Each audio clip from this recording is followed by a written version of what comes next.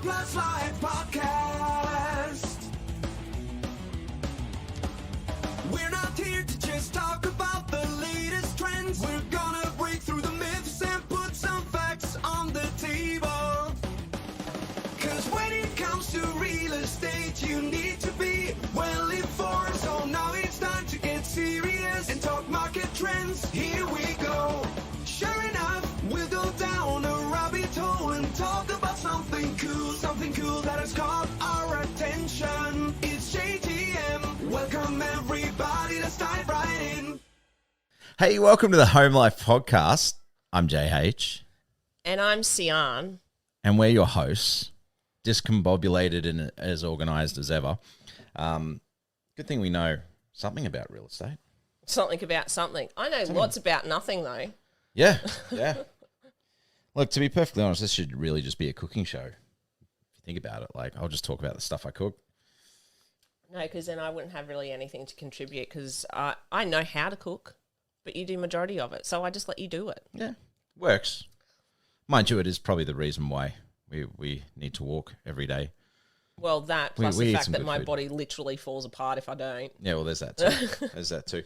So what we're going to be talking about today is tricks to selling in January. Give me a good one. It is. And then we're going to be having a bit of an update as to how you are going with...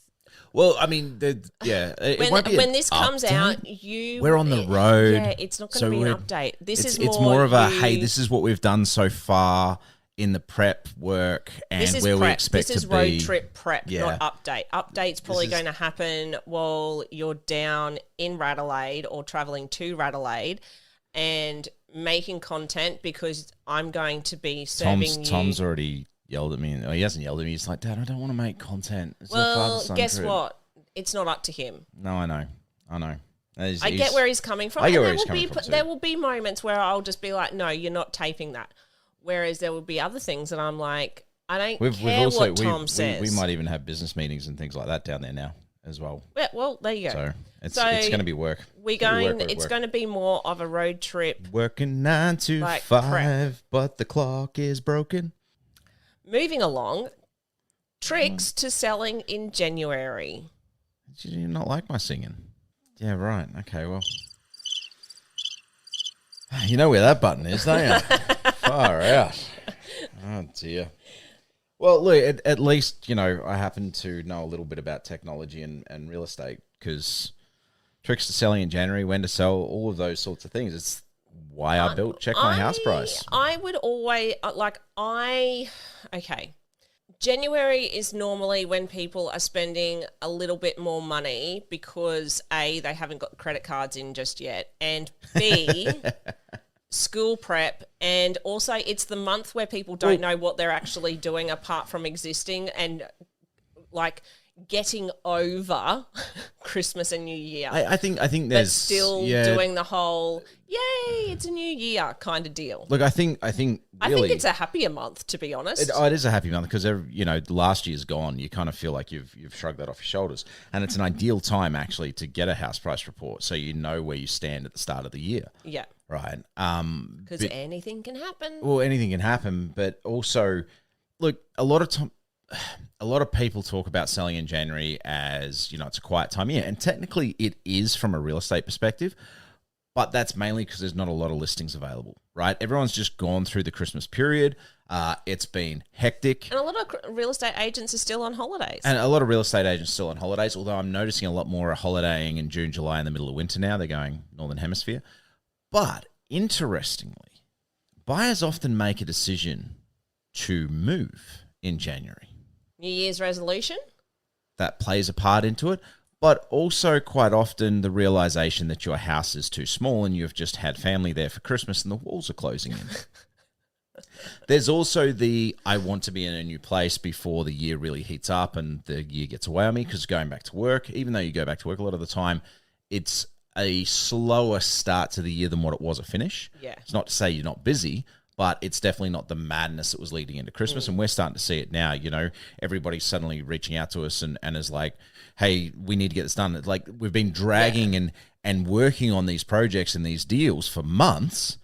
And all of a sudden, it hits the 15th of November or 14th of November. And everyone's like, oh my God, we're going to get this done now. We're going to, lock it all in. And it's like, whoa, everything's going mental. Yeah. But it's that slow burn again building up in January. So people are looking at, hey, well, because normally what are we end gonna do of with real estate? January, beginning of February Yeah. is normally when schools go back. Yeah. So that's when there's a focus on getting the kids out of the house because they've been in the house too long because of the school and holidays. the walls are closing in. Yeah. As mentioned. So I think, there's absolutely some opportunity selling in January. Yeah. I think that there are some tricks to do it successfully. Otherwise, you do run the risk of having a January that you don't enjoy. Yeah. Right. The number one is be the loudest in the market with excellent marketing. Right. Make sure that this property is marketed incredibly well because, look, things are a little bit quieter in January. So you've got to make sure you capture as much of the attention as you possibly can. Yeah. And I think that's a really important I think one. we might actually have a little bit on the marketing side too. When it comes to that you're selling the property, and yes, your real estate agent is going to be putting it up onto their own personal page and they're going to be putting it onto, realestate.com or Domain or whoever else they're members of and all the rest of it. But there's still things that you can actually do to help that along in the algorithm on social media. So you sharing it, you getting your friends to share it, not just on the real estate agent's page, but also go and find it on realestate.com, share it that way, get it out there. Yeah, liking it, sharing it Yes, is huge. Commenting and that's- tagging friends in the comments Yes. on the real estate agent's page will definitely help as Yes. well. So this is something, it may not seem a lot to you in that small little action, but what it actually does in the algorithm itself for those platforms is huge, and you want to get it out to the most amount of people that you possibly can. And when Facebook and Instagram and all the rest of them see that there's engagement, because that's all that it looks at. Yeah, it wants the engagement. It just looks at engagement and goes, oh, this is getting really good traction. We're going to keep on, showing it to more people, to more people, to more people. So you doing that little action of that literally 2 minutes of your time doing that is going to do quite a significant amount of things. It has a wonderful flow-on effect. And look, for I mean, your marketing. it definitely helps the agent, of course. But look, at the end of the day, the reason we harp on about marketing is because you want to create maximum competition when you're selling your home. Yeah. Because competition gives you options, right? And I'm not saying that everybody wants the highest price, right? There's a lot of people who do. There's a lot of people that it's not actually about price. It's about what the conditions and the terms are and being able to move on their own terms. And so creating competition allows you to have options and choose the option that's best suited for you when you're selling your property, right? And from a seller's perspective, right now, like everybody we're talking to, every agent we're talking to, there's not enough listings going around. Yeah. Right? It's hard to get listings. So there's a lot of buyers still out there, despite the interest rate rises and things like that. There's a lot of buyers still out there looking for property and who can purchase property, but are not able to get property because there's not enough going up and being listed for sale. So if you can create that competition, and look, I get it. Wait, you're telling me that there's not enough supply? I know, for right? the It's demand? like I'm a broken record at this point. But look, I understand from a buyer's perspective, me saying that is like a punch in the gut. I get it. Right? Like we are in a housing crisis. Especially if you've got, this is one thing that you don't want to be paying more than what you've got to pay, right? But this is the market that we're in. So if you're a seller, you want to create competition because you want the options. That's the best case scenario for you. As the want the buyer, demand. put forward the best option for this. Ask the agent, why are the sellers moving? Yeah. What is their motivation? What's more important to them? Is it the price or is it the conditions. conditions? Yeah. Right. And that doesn't, by the way, let me just put a caveat on that doesn't mean, like, if they're saying that it's pest and finance, that doesn't mean that they're wanting to move in 30 days. No. That could just be the fact that they're wanting to make sure that the sale's not going to fall through. But offering better conditions Yeah. doesn't mean you get to walk in and offer 500 grand on $1 million property and get away with it, right? No. There is a limit to how much the conditions are worth, and every seller's going to be different. Yeah. Right? You might have a seller who's got $1 million offer in front of them and the conditions are terrible, and they've got an offer at 950 where the conditions are great. They might take the $1 million offer, or they might take the 950. You don't know. Yeah.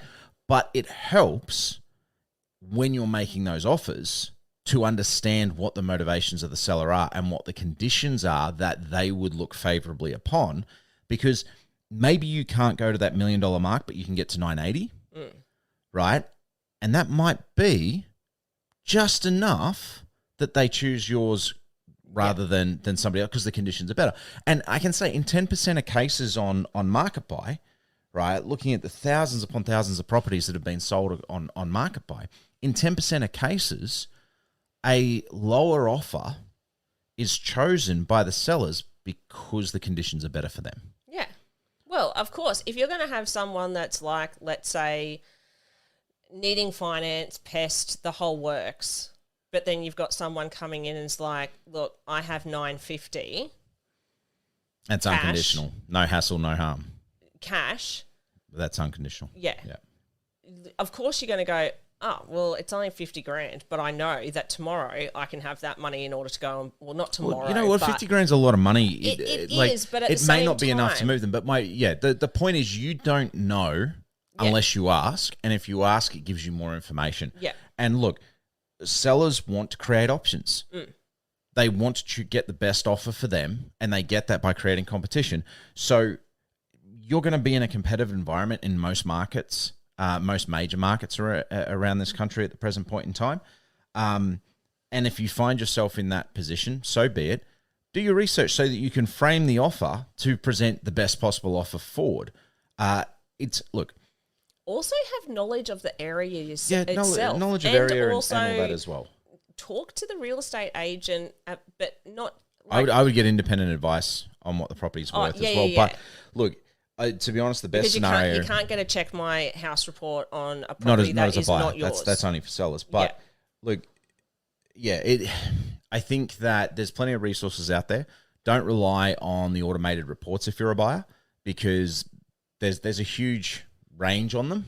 And you know, if you're in a blind situation where it's, you know, put forward your best and final offer, you don't want to be going in and offering something that an automated report spat out, because it could be too high, it could be too low. Well, the other thing too is that it could also be 6 months old. So it people could be look at months it and old. just go, yeah, and that's again, cute. it's one of the reasons why I harp on about Market Buy, and every agent should be using it, because then it gives you fair and equal opportunity. But anyway, now getting back to the sellers, because this episode is largely about the sellers. This is more important. This next one in January, it's more important in the quieter markets than ever before, because in the quieter times of the year, because if you're selling in the peak times of the year, it kind of becomes a little bit of a runaway train, because all the buyers are in buy mode. You create maximum competition and they kind of run away. In the quieter parts of the year, it's really, really important to negotiate without emotion. Emotion clouds judgment. Emotion can block you from achieving your goal.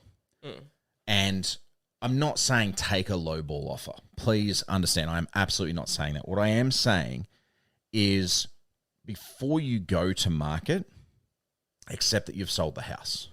Yeah. So that when it comes to dealing with our offers and being guided by your agent, that you're doing it from an emotionless perspective, you're doing it from a logical, rational perspective, and you're looking at it going, does this get us to where we want to go? Does this allow us to move on with the next phase of our life? Does this allow us to achieve our goals? It's all well and good to go in and go, I want 1.2 million for my house. If your house is only worth 900,000, that's not going to happen. Doesn't matter what market we're in. Yeah. Okay. Maybe in the market- COVID, but Even then, the market set the price, right? But there's no point holding out for a price you're not going to get if you can get your goals done with the price the market's willing to pay. well, I suppose the other thing 'Cause you if- have to set up what your goals are. Well, and that's it. You've got to decide what your goals are, and you've got to do that emotionally. Like at the beginning, what are your goals? Are you looking to upsize? Do you need a certain amount to move, or is this a case of liquidating equity? Are you so that wanting to can, move so that know- you're closer to a particular facility? So therefore, Absolutely. it's more of 2 years that's all that you're going to get, then I think the market's pretty much spoken. Oh, look, absolutely. But if you need to sell, Yeah.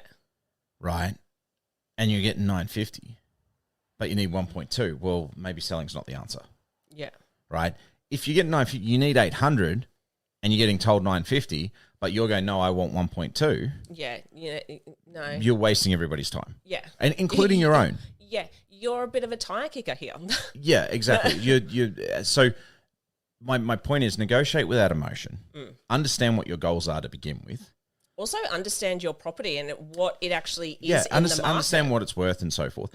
And look, we're not trying to kick sellers or anything like that, but this comes from my time in real estate and seeing how people react to this sort of thing. And the best piece of advice I can give is that understand your goals at the start, negotiate without emotion. And look, that's one of the reasons why you hire a real estate agent, is to do that and to advise you, right? But engage in that advice and that process with your agent without emotion, right? Detach yourself from the property the moment you list it. Because I've seen so many deals, even in this market now, where things fall apart and the property never sells because they get emotionally attached to the idea of a certain price or, so whatever it is. Yeah. And it ends up just like, if a property's staying on the market at this particular point in time, there's something really wrong. Yeah, either your real estate agent isn't doing enough marketing, or the It's either marketed poorly, the price isn't right. The price isn't right, or maybe just the presentation. Sometimes presentation does wonders.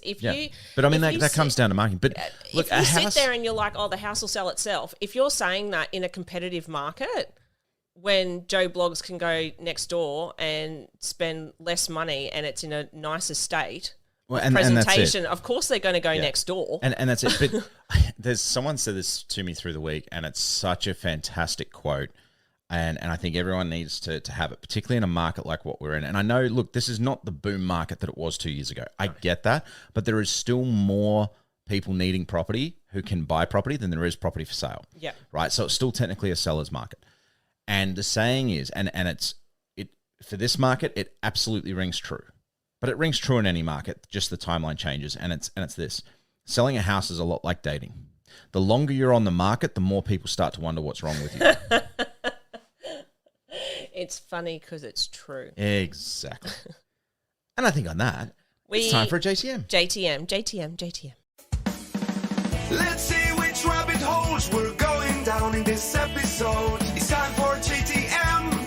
It's J-Thought Moment. It might be drinking whiskey, pot, work, smoking meat, podcasting, story writing, treasure hunting, you name it. With really grinds my gears, singing, playing TV shows. As you can see, nothing's off limit. It's JTM, J-Thought Moment. JTM. What will be his next shiny object? JTM. It's time for this week's J-Thought Moment. Hey. So we got stuck because, like, working for kids, it's hard to keep coming up with JTMs all the time. And they normally just happen naturally. But we kind of had no idea what to do for this JTM. And I was trying to push for, like, I've had a lot of climate change reels, stuff on climate change and everything like that in my feed. And see, I was like, no one gives a shit about that. No one cares. Find something more fun. I'm like, but I solved climate change with AI. And she's like, no one cares. Seriously, no one cares.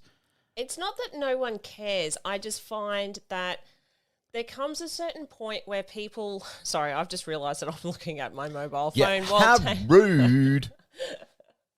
But yeah, everyone gets over it, and I get it. Everyone does get over it, and given the fact that we are coming to the end of the work year, the school no year, one wants to deal with serious shit. I get it. But this, okay, I But will also say this is a shout out to all of the graduates of this year. I hope you've had a fantastic year. I hope you have a fantastic time wrapping up your school life. Yeah. Until you get to uni life. Or the adult life. So that's just a shout out to all of them. And welcome to adulthood. It sucks, but you're going to love it. So that led you to going, because I of course I love AI. I love ChatGPT. I use it for as much as I possibly Yeah, can. because it's the only way that I can get you to actually go, all right, you want to use AI, and I respect that. So, Well, it's also, we had nothing else. We had nothing else for this JTM. And then you went, well, why don't you see if AI can find a whole heap of wild Christmas stories? Because let's be honest, with 4 kids, it's been a while since we have created our own wild Christmas story. And ChatGPT I do have a few. did not disappoint. I can add to that. Because Because let's face it, there is so many Christmas movies out there. Oh, there's so many. And there is always like Bridget Jones's Diary. Yep, there's all there of is that. so many where you just go, oh, that's so cringe. But at the It same is. time, I also know what it's like to just watch a train wreck. So I've got one for you. Yeah. Well, ChatGPT's got one for you because I'm not going to claim ChatGPT's work as my own. It doesn't say where, but an entire office, so speaking of cringe, an entire office received an email invite to a holiday party that was meant only for the executive team, which was followed by an awkward, uninviting email to the rest of staff. If you were that person, wouldn't you just go, hey, accounting, we need a bigger budget. We can't, Or do you? Well, it all depends. If they've put the actual invitation in there where they're like, "Hey guys, we're going to be going to the Bahamas for the week," and then they're like, "And we've just sent that to 200 staff." Great. Whoops. My bad. For me, if it was me, I'd be like, "Yeah, we're all going. We're doing it." I'm not sending that uninvited. I couldn't. I just eat that it's mistake. Like, you know how you're like, yes, we're going to be going and doing this. And then you realize, oh, wait, I've just invited Debbie Downer. Crap. And Yeah. you can't really turn around and be like, well, actually, Deb, lovely knowing you, but can you give me back the invitation by any chance? Yeah, okay. And I get it.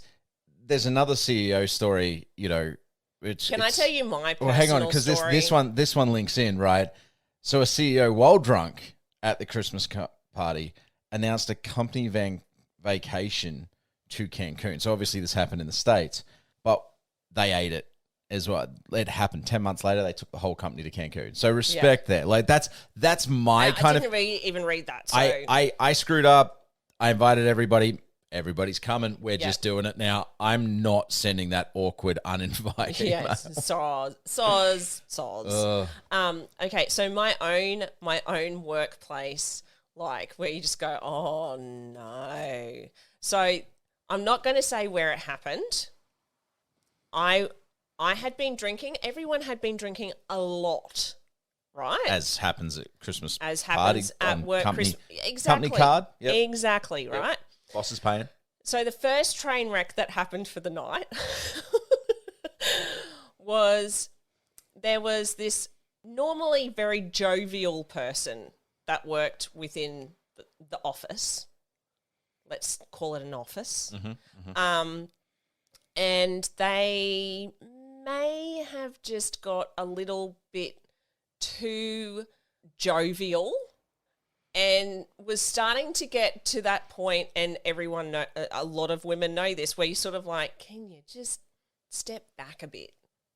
It wasn't sleazy. It was just the fact that, you know how when you get really drunk people, they don't You realise... don't understand personal boundaries? personal space. There's a space bubble here. Yeah, exactly. Yeah. And when you're talking to me, talking back here is fine. But when you're like here talking to me, I'm sort of like, can you just move back just a smidge? Just move back. Yeah. So this person, but then people who had also been drinking was sort of seeing it as a confrontational kind of thing. And so it was just a mess that was waiting to happen. So let's say the higher ups came along and was like, how about we put you into the cab? And they were like, yeah, it'll be fine. I'll just go home. And so they, as they were getting into the cab, they're like, I'm not feeling well, and just looked at the higher up and just went, bleh. This person had sandals on. It was so gross. And so you know, they were told, no, sorry, we're not taking this person because they've just vomited, so we're not having them in our cab. So everyone was just like, what are we supposed to do with this person? Like, we can't put them into a cab. They've already been rejected. This other person's now got vomit in their sandals, so they're trying to figure out what to do with that. So once that mess had been sorted, people go back, having a great time. Higher up decides, oh, let's get up onto the table. This always ends well. We'll get up onto the table. We're going to have a great fun. Oh, table with a couple of other people goes in. Everyone falls in on top of one another, and they were just pancaked. So you've got arms flailing and everything like that. That was just funny. But then as drinky poos started happening more and more and more, and the club was like, okay, you know, lights on and off, on and off, on and off. And so I was like, okay, last round, music goes down. Everyone's still wanting to keep on partying. And because there was quite a few people that were wanting to party, someone goes, oh, I used to work at X strip joint. Let's go there. Such a good thing that this is not a family-rated show. I can get free drinks. Oh, dear. So then all of these higher-ups were coming up to me. I don't know why they were coming up to me because I was leaving. They're coming up to me and they're going, 5 or 6 of the higher-ups were left at this particular establishment. And it was a mix. It wasn't, you know, just men. It wasn't just women. There was a mix of people there. And oh my God, like the people who were going, yeah, no, I'm tapping out here. I'm good. Like, I'm just going to go home. I'm calling it because I know that it's going to get messy. They were just like, they were continuing. Like they were going, let's try and find somewhere else to go and drink. Let's just carry on this Christmas party.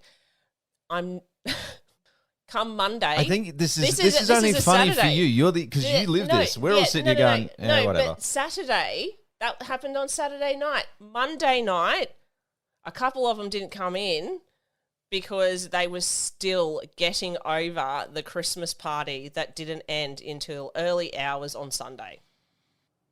It was a mess. I mean, Christmas parties usually are. Oh, yeah, it was an absolute mess. Christmas parties usually are. There was a lot of sore heads, but given the fact that it took them nearly a week to get over. There was some sore livers and kidneys. Yeah. Right. So try and top that, chat, GPT. I got to be honest with you, that was boring. Like, because it was only funny for you because you were there. The rest of us sitting there going... the spew in the shoes, like, oh, you've never experienced that because you don't wear sandals. No, but I've experienced people throwing it. Like, that's just, people can't handle their alcohol. So speaking of something that people can't handle, though, some idiot decided to do a ghost chili challenge at a Christmas party. So I am guessing someone like you. No, I don't. You would do it to people. Oh, I'd give it to someone. Yeah, absolutely. Yeah, I'm not doing it. I'm not the victim. No. So this guy was an idiot. Was the victim. Oh, right. Okay. Yeah. This guy decided to eat an entire ghost chili. Christmas party. I feel that Thai chili that you gave me was worse than what the ghost chili was. That's Thai just chili I gave you. Yeah, where it was the seeds and the flesh that was hot. The white one, the little white bullet one? I think they were yellow. The one that you gave me was yellow. Right. Okay. I'm sure that you said it was Thai. Might have been the KS Thai. Maybe. But, I mean, ghost chili's still pretty damn hot. But then again, you've had Reaper chili gin. Like, and apparently that was so hot that the last girl who tried it was screaming and stripped off and rolling around on the grass. Meanwhile, I'm there going, yeah, it's a bit hot. But, so this individual decided to consume a whole ghost chili pepper during a Christmas dinner, resulting in hallucinations and vomiting all over the restaurant. Jesus. Yeah. There's some people just can't handle their chili. Well, or that they're allergic. Maybe they're just... Because, I mean, I made chili salts today. I made chili sauce today with you were asking me as to where I was putting it on my own. on your scale. Yeah, no, I know, and you were Yeah. like 8 out of 10. But I mean, that had 7 tablespoons of smoked, dried, and then powdered chili, and included in those Yeah, chilies was Carolina Reaper, was ghost chili, was scorpions. Right. So meanwhile, me going, no, it's Yeah. like 7, 8. It sounds like someone who had no idea about chilies decided that they were going to do this. Yeah. Well, they probably looked at it and was like, oh, it's a pepper, but peppers aren't hot. Yeah, Americans call like capsicums peppers, but then we call them capsicums. So I think, at the end of the day, as we head into Christmas party season, I would love to hear if there's train wrecks that happen. I'd love to hear the train wrecks too. But I think what we need to do out of this, because we could talk about all the different stories and that, but I think we need to come up with a list of don'ts this Christmas party season. I think do's, because it means that we actually get some really good corkers. No, I think we go with don'ts, because then we get to laugh at the people that break the rules and we feel like, I told you so. Oh, I don't know. Personally, I wouldn't pass out at a Christmas party. Oh, God, no. Like, I think that just don't overindulge in alcohol. Do you know what? Don't go nuts. I went and had this like really awesome dress, and I was super excited about it, and had these heels on, and was working at this place where, you're supposed to be all, decorum about you. Anyway, so I'm walking down these stairs, and I didn't know that someone had just spilt drinks on it. And I slid down those stairs so quickly. But do you know what I did? I got up at the end and I was like, just walk it off, Siarn. And I had all of these people coming towards me like, are you okay? Are you okay? And I'm like, yeah, I'm fine. It's fine. It's fine. The alcohol made me limber. I was all good. I bounced. All right. Don't overindulge in alcohol this Christmas party season. I think don't photocopy your butt is probably a good one. That's just a standard every year. Don't do that. Yeah, no. Don't throw up on the boss. I mean, don't throw up on you. Don't throw up on anyone, but don't throw up on the boss. No chili challenges. Yeah. I think avoiding that one. Someone accidentally took pop brownies to the Christmas party. Maybe leave the illicit substances at home, even if they are in delicious baked goods. Make sure that you invite the people that are meant to be going to the party. How about we check the email list before sending? Before sending. I feel that should just be something that you do anyway. I feel that's right. And I think the most important one is, before you go in, know without a shadow of a doubt that if tequila, vodka, whoever is telling you can dance, they're lying to you. Dance like no one's watching. Oh, they'll be watching. Yeah, that'll end up on TikTok. And good luck surviving the Christmas party season. Look, have fun. Enjoy, be safe. Stay safe, and we'll see you next week. I don't know what we're talking about at the JTM next week. We're going to come up with something. Give us some suggestions, please. It's hard doing all this work, coming up with all these random things that rabbit holes to go down. Help me, I'm poor. Help me. It was fun when I didn't have to do it. Now it's like... Now I have to be creative and shit. I need inspiration. And on that note, peace out, peeps.